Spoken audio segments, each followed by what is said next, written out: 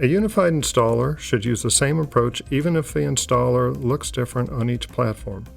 There are 4 goals for our app installer. Employ a single code base that supports both Windows and Mac OS.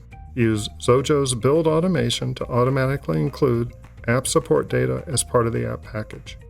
Incorporate modular startup code that detects and autoloads app data the first time an app runs. Rely on an inexpensive, royalty-free software tool to build an installer consisting of an app package.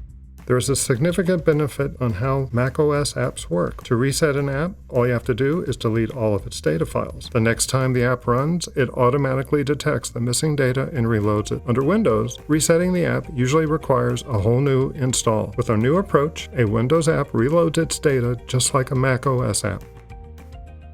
I created the LSM-UDI module with a single class named CLS-UDI. This class has 11 methods. You can use it at app startup.